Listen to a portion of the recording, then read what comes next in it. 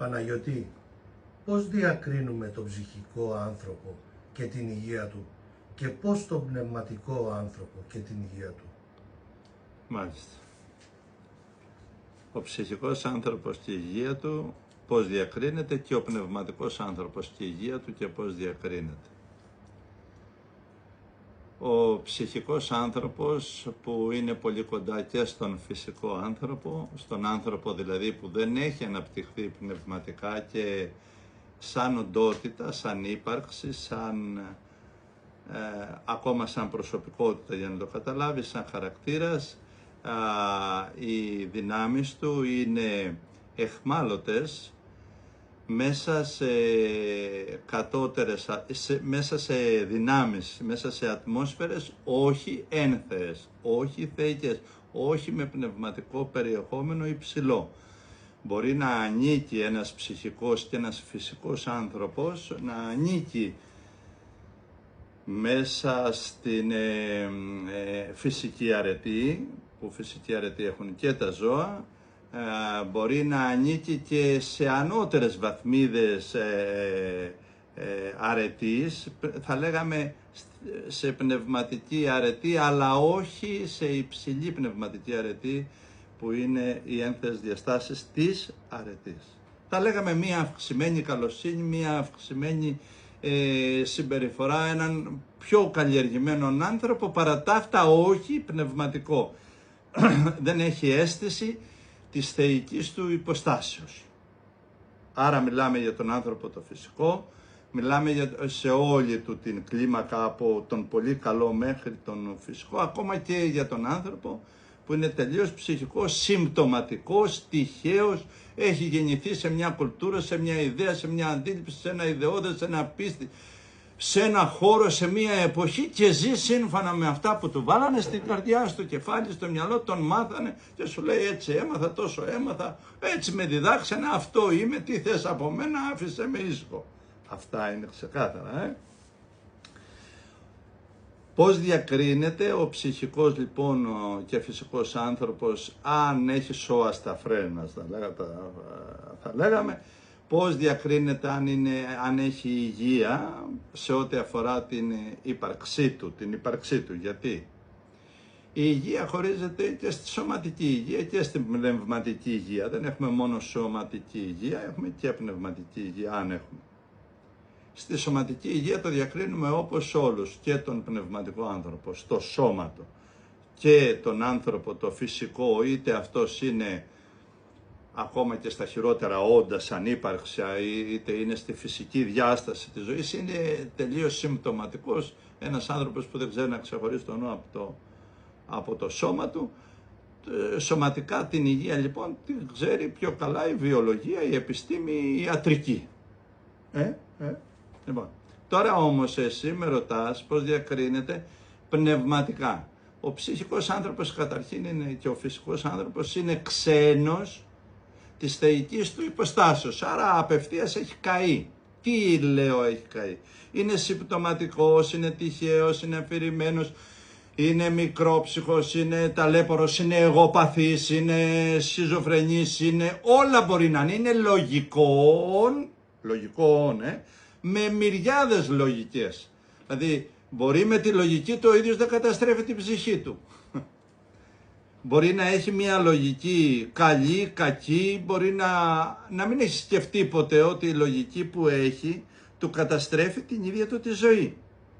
Μπορεί να μην καταλαβαίνει ότι όταν είναι εγωιστής ή όταν έχει ένα απρόσεχτο στόμα, καταστρέφει την χαρά της ζωής του, καταστρέφει το μεγαλείο του ανθρώπινο, δεν το έχει σκεφτεί, δεν το έχει καταλάβει, δεν ξέρει τι του γίνεται και γιατί του γίνεται.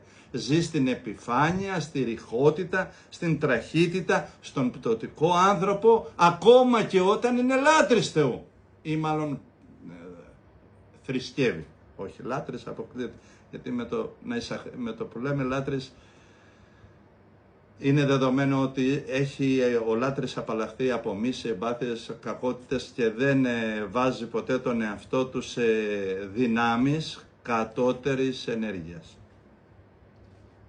Στην ερώτηση. Αυτά τα λέω αναγκαστικά και για τον κόσμο που θα μας ακούσει. ή που θα ακούσει. Ο ψυχικός λοιπόν άνθρωπος είναι ένας άνθρωπος που είναι ξένος της πνευματικής και θεϊκής υποστάσεως που φέρει η δική του ψυχή. Αγνοεί και δεν ξέρει, οι περισσότεροι δεν ξέρουν τίποτε για το θεϊκό άνθρωπο της δικής τους καρδίας. Υπάρχουν άνθρωποι οι οποίοι μπορεί να μην γνωρίζουν, να ξεχωρίσουν τι σημαίνει νους, τι σημαίνει εσωτερικός άνθρωπος, τι σημαίνει σώμα. Τα θεωρούν όλα ένα. Δεν καταλαβαίνουν ότι ο λόγος τους είναι άλλο πράγμα. Ο νους είναι άλλο πράγμα. Δεν μπορούν να αντιληφθούν τις ανθρώπινες δυνάμεις. Δεν καταλαβαίνουν ότι ή δεν γνωρίζουν ότι η άγνοια είναι δύναμη. Δεν γνωρίζουν ότι η γνώση είναι δύναμη. Δεν γνωρίζουν δυνάμεις πολύ σοβαρές. Δεν γνωρίζουν τι σημαίνει να έχεις ένα πικρό μυαλό. Δεν μπορούν να αντιληφθούν ότι ένας άνθρωπος με ένα δηλητηριασμένο μυαλό, είτε το καταλαβαίνει είτε όχι, είναι σαν να κάνει συνεχώς μία αδιάλειπτη προσευχή επικαλούμενος δαιμόνια. Το αντιλαμβάνεται αυτό. Δεν το αντιλαμβάνεται ότι όταν έχει ένα απρόσεχτο και επιπόλαιο στόμα ή ένα εσωτερικό που συνεχώς καταδικάζει, κρίνει, βλασφημεί, όλοι του φταίνε, δεν το καταλαβαίνει ότι είναι σαν να κάνει αδιαλείπτως μία συνεχόμενη προσευχή επικαλούμενος ό,τι πιο τραγικό υπάρχει σε ορατό και αόρατο κόσμο. Δεν το καταλαβαίνει ότι καταστρέφει τον εαυτό του εκείνη τη στιγμή. Ότι συνεχίζοντας έτσι σε 2, 5, 10 χρόνια, όχι θα είναι εχμάλωτη η λογική του, όχι η θέλησή του, όλο το είναι του, υπαρξιακά, τα όνειρά του, η δράση, η αντίδραση, θα είναι εχμάλωτος. Ψυχικός άνθρωπος είναι ξένος της θεϊκής του υποστάσεως. Θέλω πολύ να εντυπωθεί αυτό στο νου των ακροατών. Ο άνθρωπος δεν είναι θετικός, δεν είναι αρνητικός, αλλά είναι θεϊκός. Όποιος δεν δέχεται αυτή τη βάση, αυτό το αξίωμα όπως το θέτω, ας βρει άλλον δάσκαλο. Απάντηση. Διακρίνουμε την υγεία του ψυχικού ανθρώπου αφού πρώτα, καθώς μιλάμε ή καθώς τον γνωρίζουμε, μελετάμε τι αγαπάει. Αυτό είναι το πρώτο κριτήριο που εξετάζουμε, την πνευματική του υγεία. Για τη σωματική του υγεία, αν είναι ανάπηρος θα τον δούμε, αν έχει κάποιο πρόβλημα θα μας το πει, θα τον μελετήσει η ιατρική. Το ίδιο και τον πνευματικό άνθρωπο, στη σωματική του υγεία. Θα κοιτάξουμε λοιπόν, το πρώτο κριτήριο είναι τι αγαπάει. Ξέρεις, δεν υπάρχει άνθρωπος που δεν αγαπάει, όλοι οι άνθρωποι αγαπούν. Είναι λάθος πολλών ανθρώπων αυτό που λένε ότι εγώ δεν αγαπάω. Η μία αγάπη είναι αγάπη, ένας που μισεί ουσιαστικά χωρίς να το αντιληφθεί βαθύτερα, αγαπάει το μίσος ή έχει δοθεί στο μίσος ή υπηρετεί το μίσος ή δίνει ενέργεια στο μίσος. Αυτό σημαίνει αγάπη. Δίνω χώρο, δίνω χρόνο, το εργάζομαι, ζω μέσα σε αυτό. Υπάρχω άνθρωπε μου μέσα σε αυτό, λέγεται μίσος. Εξετάζουμε λοιπόν τι αγαπάει. Επειδή όμως όλοι οι άνθρωποι αγαπούν, είναι κατασκευασμένος ο άνθρωπος από τον Θεό που είναι αγάπη και είναι φύση αδύνατο να μην αγαπάει ο άνθρωπος. Γι' αυτό διακρίνουμε ότι οι άνθρωποι που αγαπούν είναι καλά. Οι άνθρωποι που πραγματικά αγαπάνε είναι καλά. Οι άνθρωποι που έχουν ύπαρξη αγάπης είναι υγιείς. Δεν χρειάζονται φάρμακα, δεν χρειάζονται ψυχοφάρμακα, δεν χρειάζονται δασκάλους, δεν χρειάζονται να τρέχουν σε σχολές, σε φιλοσοφικές. Θα πάνε γιατί τους αρέσει να προσθέσουν κάτι στον εαυτό τους. Ο άνθρωπος που δεν αγαπάει ή που αγαπάει λάθος πράγματα, άλλος αγαπάει, λέει ο προφήτης Δαβίδ, το μίσος, την κακία, τα λόγια που καταστρέφουν. Είδες τι λέει, αγαπάει. Έχει σημασία. Αγαπάει την αδικία, αγαπάει αγαπάει να σε δει να καταστρέφεσαι και αυτός χαίρεται. Πόσο έχει διαστρέψει τις δυνάμεις του. Αλλά πρόσεξε τι λέει, αγαπάει. Κοιτάμε λοιπόν τι αγαπάει ο άνθρωπος. Όταν διαπιστώσουμε τι αγαπάει ο άνθρωπος, ξεκινάμε να μελετάμε πώς αγαπάει. Γιατί μπορεί να αγαπάει ένας άνθρωπος ψυχικός τα παιδιά του. Όλοι αγαπάμε τα παιδιά μας, είτε και οι πιο σκληροί άνθρωποι, οι πιο τραχείς άνθρωποι, οι πιο εγκληματίες, οι πιο ομοβόροι, οι άνθρωποι, οι αγέννητοι στην ανθρωπιά. Αγαπάνε και αυτοί, δεν γίνεται να μην αγαπάνε, το έχω ξεκαθαρίσει, πρόσεξε, αγαπάνε τα παιδιά τους και αυτοί, αγαπάνε το συμφέρον τους, αγαπάνε την καλοπέρασή τους. Μπορεί να αγαπάνε και την απατεωνιά, αγαπάνε το εγώ τους, είναι πολύ εγωμανείς, εγωιστές, το θέλουν, το λατρεύουν το εγώ τους. Μου έλεγε μια αγαπημένη ψυχή, τι είναι λέει το εγώ αυτινής μπροστά στο δικό μου εγώ, θα την καταπιώ. Κοιτάμε τι αγαπάει, πώς αγαπάει και πρόσεχε καλά τι θα πω.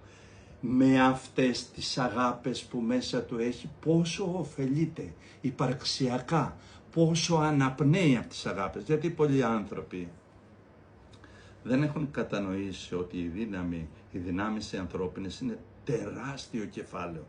Μάλιστα στο βιβλίο, από την αρχή, βάζω ένα μεγάλο κεφάλαιο που λέω τον άνθρωπο και τις δυνάμεις του, ποιες είναι οι δυνάμεις του, εάν τις ενεργήσει έτσι, τι αποτελέσματα έχει. Τον άνθρωπο και τις φυσικές δυνάμεις, τον άνθρωπο και τις δυνάμεις τις πνευματικές, ώστε να γνωρίζει ποιες είναι οι δυνάμεις του. Γιατί αν δεν ξέρει ότι η δύναμη του να αγαπάς, είναι τεράστια δύναμη. Φαντάσου έναν άνθρωπο που από μέσα του η δύναμη που αγαπάει διαστρέφεται από απροσεξία, από άγνοια, από κακές διδασκαλίες, από λάθος αντιλήψεις, και η δύναμη του αγαπάν που μέσα του έχει από το Θεό δοθεί να αγαπάει διαστρέφεται και γίνεται δύναμη πικρή που αρνείται τις δυνάμεις της αγάπης. Φαντάζεσαι τώρα τι μυαλό θα έχει, φαντάζεσαι τι στόμα θα έχει, φαντάζεσαι τι συναισθηματικό πεδίο θα αποκτήσει. Άρα όλος ο άνθρωπος θα βυθιστεί στα αγέλαστα όντα. Θα είναι μια ύπαρξη που κι αν χαχανίζει εξωτερικά, η ύπαρξή του μέσα, ο πυρήνας του, το μέταλλο της ύπαρξης του θα είναι γεμάτο ψυχρότητα, σκοτεινιά.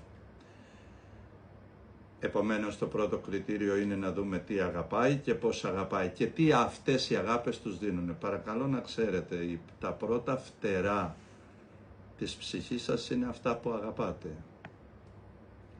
Η αγάπη, αυτά που αγαπάμε γίνονται ή φτερά που μας σηκώνουν στον ουρανό της ψυχής μας ή γίνονται αλυσίδες που μας κρατάνε στη γη. Στον ψυχικό άνθρωπο γίνονται και τα δύο. Στον φυσικό άνθρωπο γίνονται και τα δύο. Στον απνευμάτιστο άνθρωπο γίνονται οι αγάπες του αιτία να καταστρέφει αυτόν ίδιον του τον εαυτό και να πληγώνει θανάσιμα αυτά που αγαπάει. Γιατί εγώ μπορεί να σε αγαπάω, αλλά να έχω άγχος, να έχω ζήλια και να αρχίσω να μπω επάνω σου και ποιος είσαι και τι είσαι και που πας και αν με αγαπάς και δεν ξέρω αν με αγαπάς και να σε αρχίσω σε σημείο να τρελαθείς. Να μην μπορείς να σταθείς κοντά μου, να γίνω ανυπόφορος. Αγαπάω τα παιδιά μου, αλλά υπέθεσε ότι είμαι υπερπροστατευτικός. Τι γίνεται εκεί, τα έσκασες. Δεν θα τα αφήσεις να παίξουνε, μην χτυπήσεις, μην κάνεις, μην. Θα είναι φοβερό το πράγμα. Το κάνω λίγο τραβηγμένα για να καταλάβεις τώρα σοβαρά πράγματα. Ένας ψυχικός άνθρωπος αγαπάει τον πλούτο. Το παιδί του δεν ενδιαφέρεται για το πλούτο. Δεν θέλει πλούτο. Θέλει να περάσει απλά, λιτά, χαρούμενα, μπορεί να πάει να κάνει και κάμια προσευχή. Θα τρελαθεί ο ψυχικός άνθρωπος που αγαπάει το χρήμα. Γιατί χωρίς να το καταλάβει, υπόβαθρο της εκτιμήσεως της ζωής του, της υπαρξεώς του, των γύρων του, του Θεού, των πάντων, είναι βάση του το χρήμα. Και σου λέει, δεν βγάζεις χρήμα, τι είναι αυτό? Άχρηστος είναι, τυποτένιος είναι. Το ίδιο το παιδί. Ναι, το αγαπάει, αλλά θα το πνίξει, αλλά θα το πιέσει. Αλλά. Δεν γίνεται να τα πούμε όλα αυτά σε ένα βίντεο, έστω και αν το μακρύνουμε.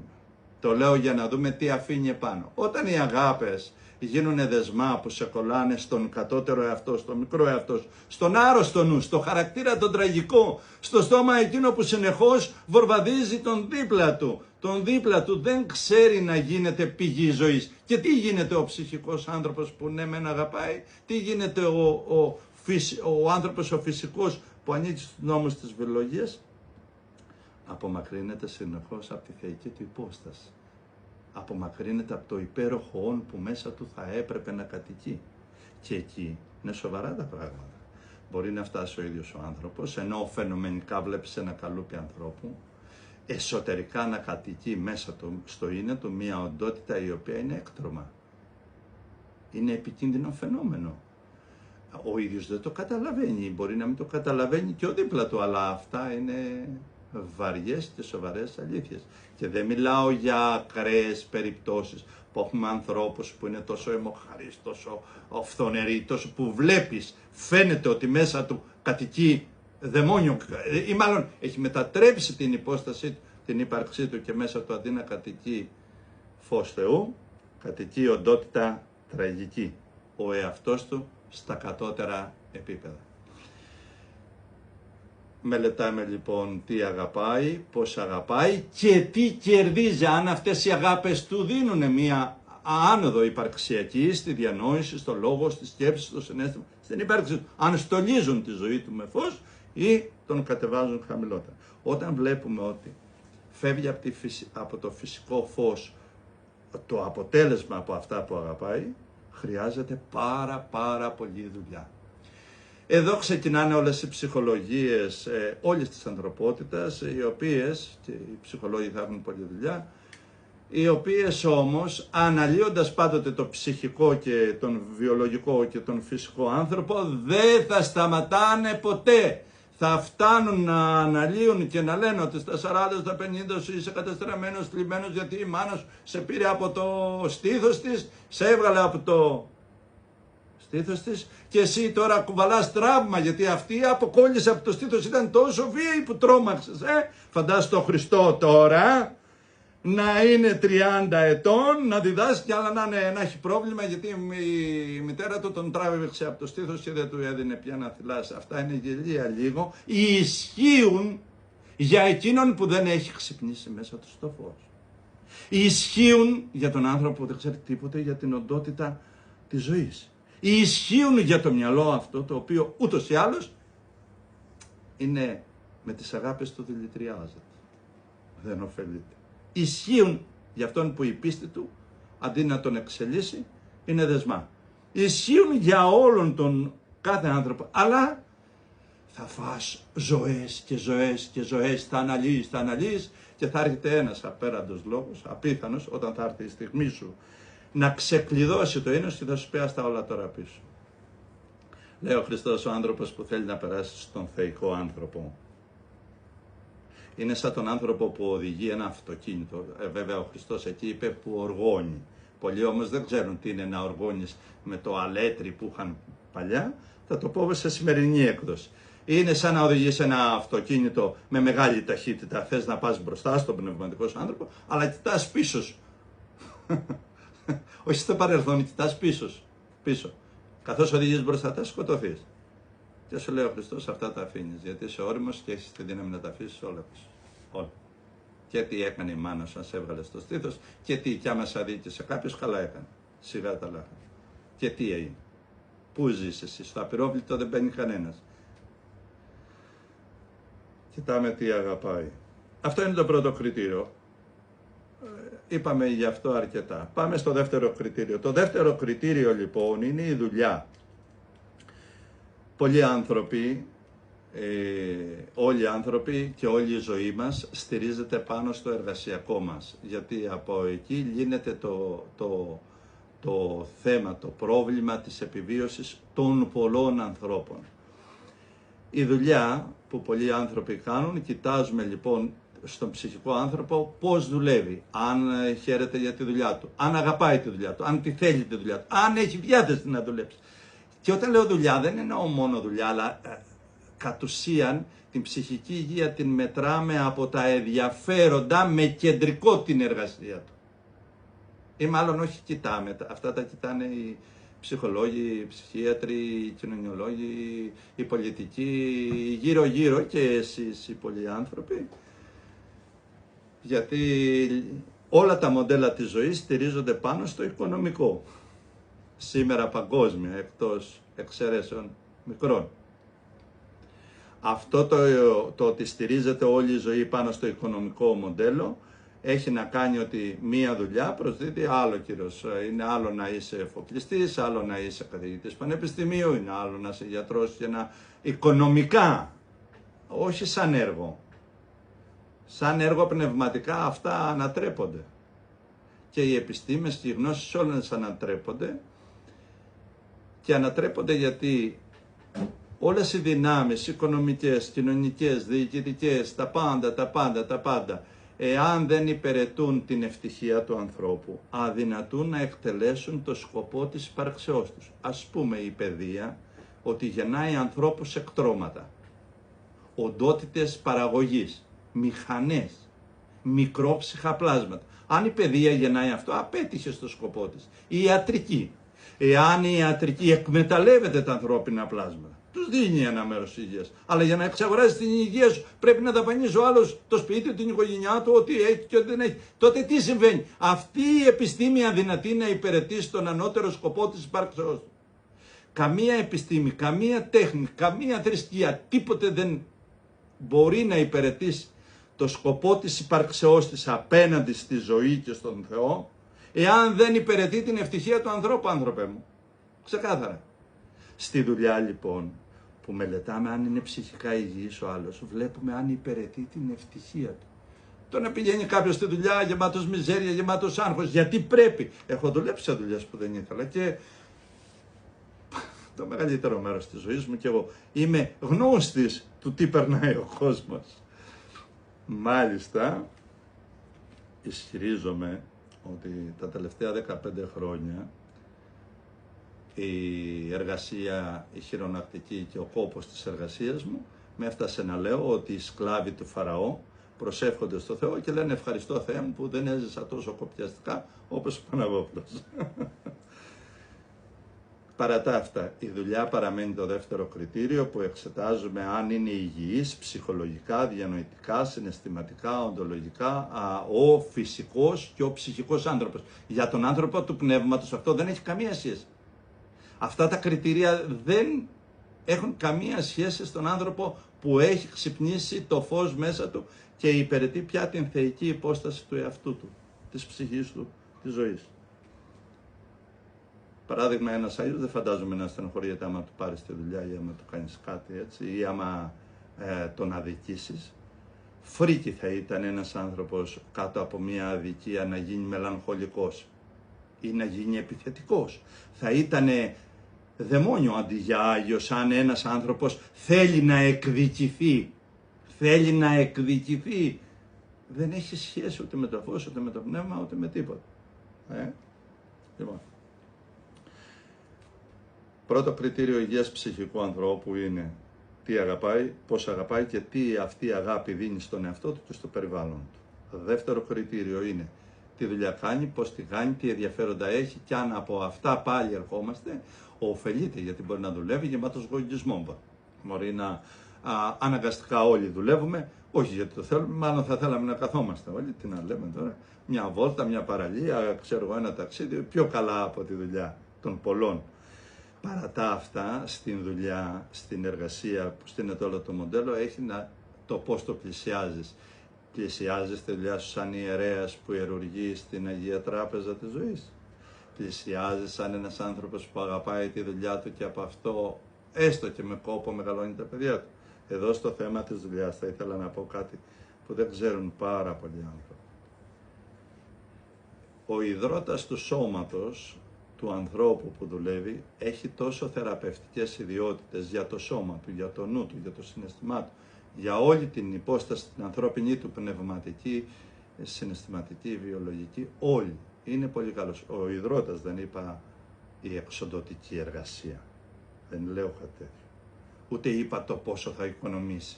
Γιατί κάποιος λέει κάνε ό,τι θέλεις να κάνω, αρκεί να οικονομάω. Δεν είναι έτσι τα πράγματα.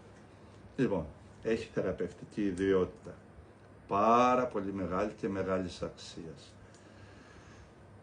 Και τρίτο κριτήριο είναι η χαρά. Αν έχεις ικανότητα χαράς, αν ο ψυχικός άνθρωπος και ο ο άνθρωπος που ζει στις φυσικές δυνάμεις, δηλαδή φυσικές δυνάμεις, λέω, κάνει τη δουλειά του, κοιτάει το σπίτι του, δεν ενδιαφέρεται για βαθύτερα πράγματα, δεν κοιτάζει να αλλάξει τον κόσμο. Είναι ένας φυσικός άνθρωπος. Πάει στη δουλειά του, πάει στην εκκλησία του, πάει στον φίλο του. Ζει στα όρια της ανθρώπινης ζωής και του μοντέλου που συνέπεσε. Είναι συμπτωματικοί αυτοί οι άνθρωποι. Έχουν γεννηθεί από το περιβάλλον τους, έχουν γεννηθεί από την οτροπία της εποχής, του κόσμου, των διδασκαλιών και είναι τόσο όσος. Αυτός ο άνθρωπος, εάν έχει ικανότητα χαράς, για να δούμε πόσο υγιής είναι και να δουλέψουμε πάνω σε αυτά, τι θέλει να πούμε και να δουλέψουμε. Λοιπόν, για ακούστε τώρα κάτι ωραίο. Μπορείς να αγαπάς αλλά να μην μπορείς να χαρείς. Μπορεί να αγαπάς τη γυναίκα σου, είτε γιατί δεν σε αφήνει, είτε γιατί δεν μπορείτε να τα βρείτε και να μην μπορείς να ευτυχήσεις. Για να δούμε, μπορεί να έχεις υγεία και να μην μπορείς να χαρείς την υγεία σου γιατί είσαι φοβικός και αρχίζεις και τρέμεις και να αύριο αρρωστήσου. Και τώρα γιατί είχα αυτό το πονάκι και εκείνο το πονάκι και να αρχίσεις να τρώγεσαι. Για κοιτάξτε να δείτε, μπορεί να δουλεύεις και να έχεις πολλά λεφτά, αλλά έχεις άγχος και δεν μπορείς να χαρείς ούτε από τη δουλειά σου, ούτε από τις αγάπες σου. Σας φαίνεται παράξενο? Όχι βέβαια, γιατί αυτά τα ξέρετε. Για να δούμε, ενώ οικονομάς και έχεις πολλά λεφτά, δεν μπορείς να χαρίσεις. Ενώ πέρασε το παιδί στο πανεπιστήμιο και πρέπει να δαπανίσεις λίγο τον εαυτό σου και να ζοριστείς λίγο παραπάνω, αρχίζεις να αγωνίζεις. Και ναι, αγαπάς και τα παιδιά σου, αλλά το υπερβολικό φορτίο, μην πάθουν, δεν προκόψουν, μην σου στερεί ικανότητα χαράς. Και για να δούμε αν φτάσεις να είσαι ανίκανος χαράς. Στους περισσότερους ανθρώπους που εγώ έχω συναντήσει στη ζωή μου, ελάχιστοι είχαν ικανότητα χαράς αληθινή. Οι περισσότεροι περίμεναν να γίνει κάτι πολύ σπουδαίο για να χαρούν. Κάνα τέταρτο. Άλλοι είχανε, δεν ξέρω αν κάνει εντύπωση αυτό που λέω. Ισχυρίζομαι ότι στα πλήθη είναι άρρωστα γιατί δεν έχουν ικανότητα χαράς. Την έχουν σβήσει από το άγχος, το υπερβολικό της ζωής. Δεν λέω έχουν άδικο. Δεν λέω εγώ έχω και εκείνοι δεν έχουν. Δεν λέω έπρεπε να έχουν. Λέω ότι συμβαίνει και αυτό που συμβαίνει μπορούν να το δουν μέσα τους. Έχουν ικανότητα χαράς, χαίρονται, πάνε στην καφετέρια, χορεύουν, ειδικά οι νέοι πάνε ταξίδια. Αλλά μέσα τους υπάρχει ένα τεράστιο κενό. Ένα τεράστιο κενό. Ένα τεράστιο κενό το οποίο η χαρά τους είναι αδύναμη. Ανίκανη να τους γεμίσει. Με κάποιες επιτυχίες, με κάποιες σχέσεις ωραίες κάτι παίρνουν, αν φτιάξουν κανένα σπιτάκι καλό κάτι χαίρονται, η ζωή είναι πλούσια και χαρίζει δώρα. Αλλά δεν ξέρω αν οι άνθρωποι είναι ικανοί να χαρούν όλα τα δώρα που τους δίνει η ζωή, έστω κι αν είναι ψυχική, έστω κι αν είναι βιολογική, έστω κι αν είναι μορφωμένοι ή αμόρφωτοι. Έχω δει ανθρώπους με τεράστια οικονομική επιτυχία να είναι μαραζωμένοι και θλιμμένοι. Με πέρασε η ζωή από τέτοια σημεία που αυτό που λέω έχει κύρος, είναι αληθινότητα. Άλλωστε άμα κοιτάξετε πόσοι και πόσοι άνθρωποι παίρνουν ψυχοφάρμακα, θα δείτε ότι δεν είναι οι άνθρωποι που δεν έχουν καλή δουλειά, δεν είναι μόνο οι άνθρωποι που είναι φτωχοί και από κακές οικογένειες, δεν είναι οι άνθρωποι οι οποίοι βρέθηκαν στον δρόμο, μάλλον θα δείτε περισσότερους ανίκανους χαράς κι ας είναι πολύ διαβασμένοι, πολύ μορφωμένοι, δοξομανείς και επιτυχημένοι στη δόξα τους. Λοιπόν, κριτήριο υγείας στους ψυχικούς και στους βιολογικούς και στους φυσικούς ανθρώπους είναι αν αγαπάει και πώς αγαπάει και τι δίνει αυτή η αγάπη στο είναι του και στο περιβάλλον του.